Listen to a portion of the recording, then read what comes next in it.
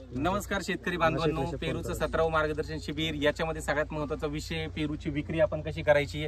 सध्या बऱ्याचदा आपण म्हणतो पाऊस चालू आहे त्याच्यामुळे बाजार कमी आहे, पण याच्यावरती आपल्या सगळ्या शेतकरी बांधवांना आपल्याला विजय मिळवता येईल। बाहेर काही मार्केट्स असेल पण आपलं स्वतःचं विक्री व्यवस्थापन कसं करायचं हे आमच्या सगळे जेवढे शेतकरी आहेत प्रत्येकाने आम्ही याच्यावरती डिस्कशन केलं आणि विक्री व्यवस्थापन बघा। आता समजा आपल्याकडे मुंबईला हे शेतकरी आहेत, मुंबईला राहतात, आजही त्यांना विचारा एक लोकल भाऊ मुंबईला तुम्ही पेरू घेता, तुम्ही सांगा स्वतः काय किती कॉस्टिंग आहे तुम्हाला?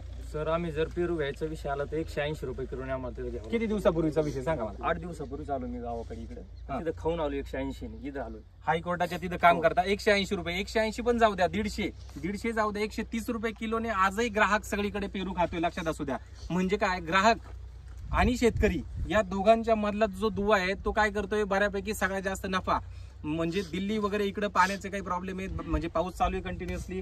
तिकडच्या एका मार्केटने सांगितलं का आता रेट कमी येतोय, आवक वाढली आहे, एका ठिकाणी झालं तर सगळीकडे लगेच त्याचं रिफ्लेक्शन येऊन जातं। सामान्य ठिकाणी पेरूचे भाव काय होऊन जातात, डायरेक्ट कमी। पण तसं खरं नाहीये। याच्यासाठी काय उपाय करायला पाहिजे तर सगळ्या शेतकऱ्यांनी एकीचं बळ आपण जे म्हणतो, बरोबर ना, कोणतं बळ? एकीचं बळ। आता एकीचं बळ म्हणजे काय?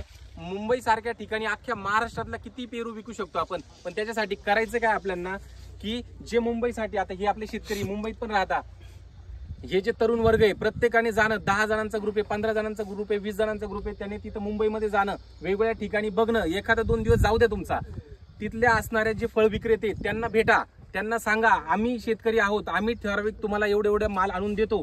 एक पेरू विक्रेता जो आहे तो कमीत कमी 20 जाळ्या विकतो।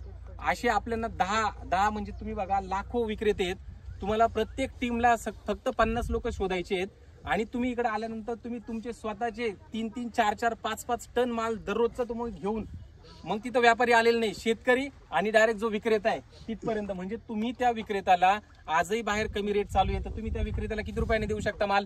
जर समजा 40 रुपये चालू आहे तर तुम्ही 70 रुपयाने जरी दिला तर 70 रुपयाने घ्यायला विक्रेता एकदम आनंदात घेतो, 60 रुपयाने दिला तरी आनंदात घेतो आणि शेतकऱ्याला त्याचा फायदा होणार आहे 100%। म्हणजे 40 रुपयाचा रेट तुमचा 50 रुपये जरी गेला, 10 रुपये खर्च जरी पकडला तरी सगळ्यांना परवडणार आहे आणि तुम्हाला व्यापाऱ्याच्या भरोश्यावर राहावं लागणार आहे का? नाही।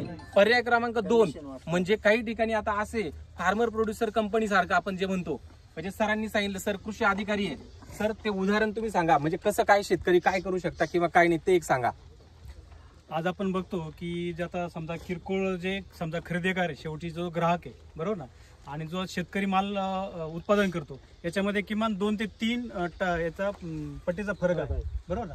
मग याच्यामध्ये जे मार्जिन आहे हे सगळं जर आपण जर कमी करायचं असेल, जो व्यापारी आहे आणि शेतकरी याच्यामधला जर गॅप भरायचा असेल तर आपल्या सगळ्यांना एकत्र यावं लागेल आणि मधले जे मिडलमॅन आहे हे जर आपण समजा कमी केले तर आपला जो उत्पादन जे आपण करतो त्याचा जो नफा आहे हा वाढणार आहे। पण त्यासाठी एकट्याचं हे काम नाहीये, कारण प्रत्येक शेतकरी फक्त आपल्या उत्पादनावर भर देतो, आपल्याला सगळ्यात जास्त भर हा मार्केटिंगवर दिला पाहिजे, बरोबर ना। यासाठी आपल्याला सगळ्यांना एकत्र यावं लागेल। आज योगायोगाने आपण सगळेजण एकत्र आलो आहोत, एक सगळ्या महाराष्ट्राभर शेतकरी या ठिकाणी आलेले आहेत। तर हा पेरूचा जो आपला ग्रुप तयार झालेला आहे याचं आपल्याला एक्सपोर्ट पर्यंत जर समजा काम करायचं असेल